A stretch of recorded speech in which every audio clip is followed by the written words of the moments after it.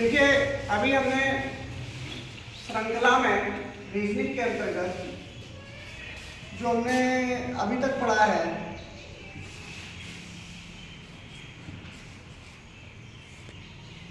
तर्क शक्ति के आधार पर किस तरीके से श्रृंखला संबंधित सवालों को हल करें। पहले प्रकार को हम पढ़ चुके हैं। जो श्रृंखला होती है या तो वो अंकों के आधार पर होती है, तो अंकों के आधार पर जब कोई श्रृंखला बनती है यानी उनमें कोई क्रम होता है जिसके आधार पर श्रृंखला बनी हुई होती है। तो इस नियम के अनुसार हमने देखा था कि या तो श्रृंखला होगी कि कुछ अंकों के मध्य में जो जोड़ने की प्रक्रिया होगी यानी जोड़ के आधार पर श्रृंखला बढ़ रही होगी, या फिर वो घटाने के आधार पर श्रृंखला बढ़ रही होगी, या फिर वो गुणा के आधार पर हो रही होगी, या फिर हमारी भाग के आधार पर होगी। कुछ संख्या ऐसी होंगी श्रृंखलाएं जब बढ़ रही होगी तो उनमें अभाज्य संख्याओं के आधार पर वो बढ़ रही होगी, या तो उनमें घट रही है या वो जुड़ रही होंगी अभाज्य संख्या। या हो सकता है कुछ ऐसी संख्याएं हो जिनमें वर्ग के आधार पर वो संख्या बढ़ रही हो, यानी कुछ संख्याओं में वर्ग होता जाए वो बढ़ रही हो, या वर्ग के आधार पर घट रही हो, या फिर धन के आधार पे बढ़ रही हो या धन के आधार पे जुड़ रही हो। तो दूसरी श्रृंखला में अगर हम सवाल करेंगे तो तर्क शक्ति के लिए हमें कुछ इस तरीके की श्रृंखला भी देखने को मिलेगी जो वर्णमाला श्रृंखला के आधार पे बनती है। वर्णमाला का मतलब समझिए, भाषा से ही समझ में आ रहा है, ध्यान देगा।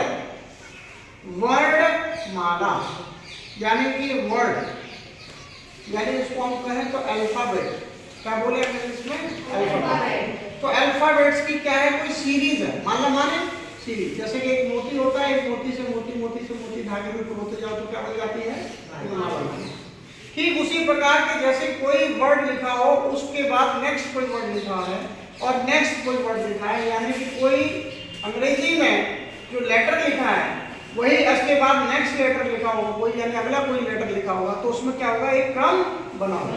तो हम यहाँ पर देखिए जो लिखा गया है इसमें समझने वाली बात यह है कि इस प्रकार के प्रश्नों में एकल जोड़े का मतलब एक जोड़ा होगा। जोड़े किसको कहेंगे, जब दो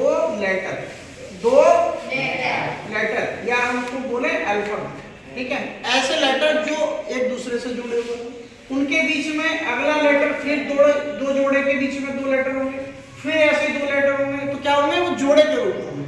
या हम कह सकते हैं अक्षरों के समूह के, ऐसा भी हो सकता है दो लेटर हो या दो से अधिक भी हो सकता है, तो तीन भी हो सकते हैं, चार भी हो सकते हैं, तो उनका आपस में समूह हो गया, तो जोड़े नहीं हुए तो समूह में आ गए। इस तरीके के समूह या ये कह सकते हैं अक्षरों और अंकों के संयोजनों मतलब जिसके संयोग से मिलकर वो बने। अर्थात ऐसे समझो कि जैसे हम उदाहरण के लिए जैसे यहाँ ए लिखें, एक लेटर है ए और उसके बाद हम लिख दें डी, तो ए और डी के बीच में जो समानता है, हम उदाहरण के लिए देखें ऐसे ई और एच के बीच समानता है, तो नेक्स्ट क्या होगा, यहाँ पे क्वेश्चन पूछ लिया जाए।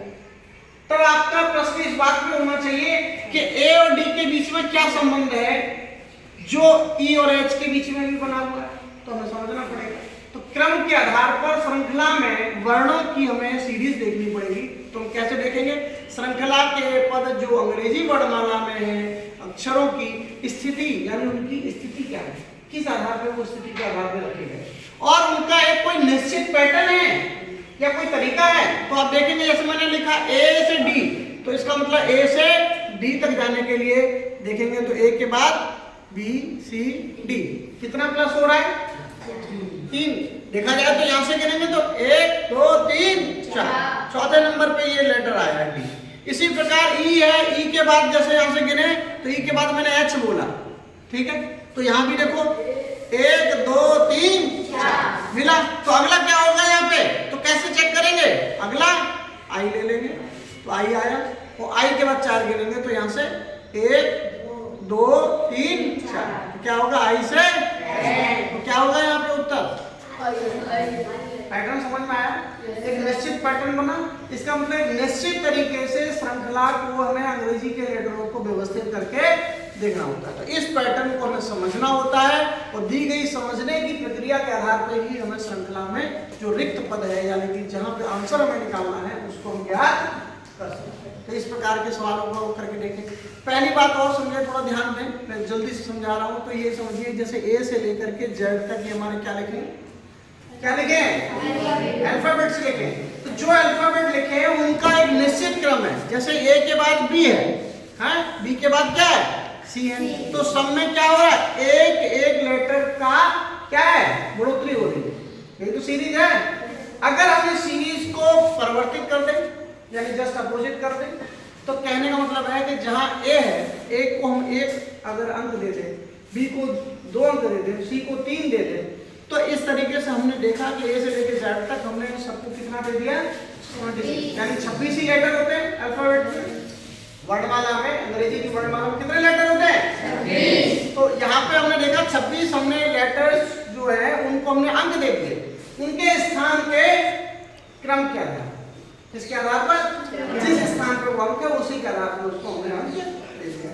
ठीक उसी प्रकार अब जेड से लेकर के अगर हम देखें तो हमने क्या किया, इस पूरी श्रृंखला में जो ए से जेड अंक लिखे, वो अल्फाबेट लिखे जाते हैं, उनको क्या कर दिया हमने, विपरीत क्रम में लिख दिया। कैसे लिख दिया, विपरीत। तो अगर ऐसा समझो कि अगर हमारा ए का जैसे 1 है, तो जेड को हम चाहें तो यहाँ से क्या कर सकते हैं, यहाँ पे जेड हमारा 26 नंबर पे आ रहा है, ठीक है, तो हम जेड को क्या कर सकते हैं, 1 भी तो दे सकते हैं विपरीत क्रम में। तो मैंने इसको यहाँ ना लिख करके अलग से लिख दिया। क्या किया मैंने, हमने यहाँ से लिखा विपरीत क्रम का मतलब जेड वाई एक्स डब्ल्यू। अगर आपसे कोई सवाल ऐसे पूछ ले कि ए का संबंध जो जेड से है और वी का संबंध किससे है, वी का संबंध ई से है, तो बताइए, सॉरी ई का संबंध वी से है, तो बताइए इसमें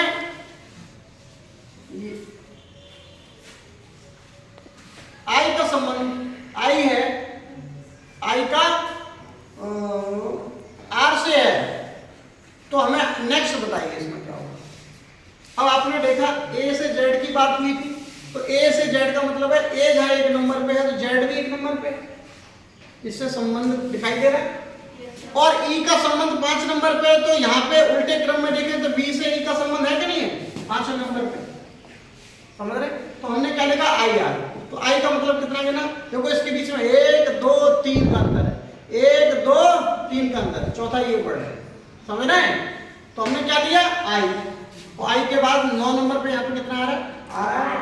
अब अगर हम आपसे ये पूछे कि बताइए इस प्रकार यहाँ नेक्स्ट क्या आएगा, तो कैसे ज्ञात करेंगे, हम देखेंगे यहाँ पे आई आ चुका है, आई ले चुके, तो 3 छोड़िए, 1 2 3, तो अगला लेटर क्या लिखा जाएगा यहाँ बताइए, क्या आएगा, जब एम आएगा तो फिर नीचे से क्या आएगा, तो एम कितने स्थान पे, 13, तो यहाँ 13 स्थान पे क्या है, तो इसका उत्तर क्या होना चाहिए, हमने ये क्या किया, अक्षरों को क्रमबद्धता के आधार पर रखा और उनके बीच की स्थिति को हमने समझा, और विपरीत और जो क्रम हमने था उससे संबंध जोड़ करके इस तरीके से सीरीज को चेक करके देखें। तो इस तरीके के वर्णमाला श्रृंखला पे आधारित अंग्रेजी में भी सवाल श्रृंखला से संबंधित आए, ठीक है।